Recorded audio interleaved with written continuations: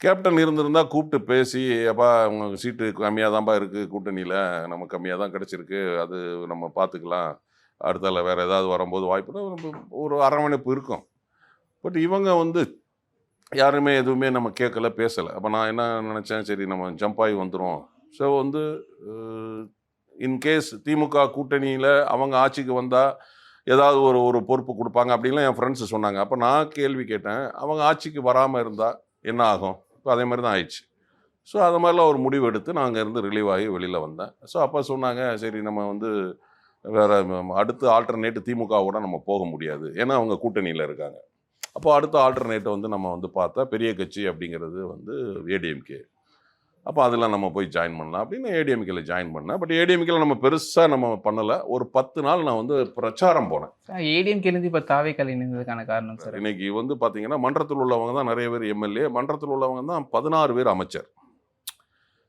Captain அவர்கள் வந்து எக்மோர்ல cycle கடை வச்சிருந்த நல்லதம்பி அப்படிங்கிற ஒருத்தரை வந்து எம்எல்ஏ ஆக்குனாரு. பட் இங்க வந்து பார்த்தீங்கன்னா, எனக்கு தெரிஞ்சே வந்து ஆட்டோ டிரைவர் விஜய் தாமு, அதே மாரி பூந்தமல்லி கேண்டிடேட் தள்ளுவண்டியில மொபைல் டிஃபன் கடை வச்சிருக்கிறவரு. ஸோ இப்படி பார்த்தீங்கன்னா, நெறைய பேரு வந்து மன்றத்தில உள்ளவங்கள அடித்தட்டு மக்களுக்கெல்லாம் வாய்ப்பு குடுத்து, அவங்கள ஒரு ஆளாக்கி இருக்கிறாரு. ஸோ அந்த கேப்டனுடைய பண்பு இவர்கிட்ட இருக்கு. இது மாரி என்னென்ன குவாலிட்டிலாம் சார் சொல்லுவீங்க? ஏன்னா நீங்க ஒரு 31 வருஷம் வந்துட்டு நீங்க கேப்டனோட பயணிச்சிருக்கீங்க.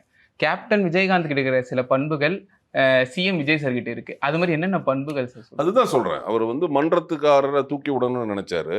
அதே மாரி விஜய் சார் வந்து அதே மாதிரி மன்றத்துக்காரங்கள, தன்னோட பயணம் பட்டவங்கள, தனக்காக போஸ்ட் ஓட்டுனவங்க, தனக்காக வந்து மன்றத்தில இருந்தவங்கள வந்து உயர்த்தி நிப்பாட்டியிருக்கிறாரு.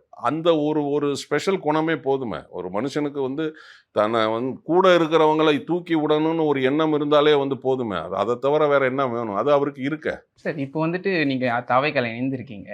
இப்போ நேத்து வந்துட்டு ஜூலி அவர்கள் வந்துட்டு கமிஷனர் ஆஃபீஸ்ல கம்ப்ளைண்ட் குடுத்திருந்தாங்க. இது மாரி அவங்க மேல வந்து சைபர் புல்லிங் அட்டாக் நடக்குது அப்டின்ட்டு. ஸோ இத நீங்க எப்படி சார் பார்க்குறீங்க?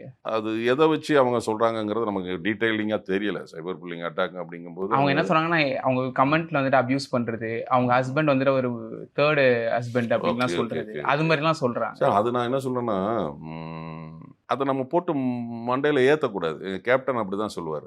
நம்ம வேலைய நம்ம பார்த்துட்டு போயிட்டே இருக்கணும். அது நம்ம வந்து டீக்ரேட் பண்றவங்கள வந்து நம்ம அதில போய் நம்ம நோட்டீஸ் பண்ணோம்னா, நம்மளுடைய வேலை பாதிக்கும். மைண்ட் சேஞ்ச் ஆகும்.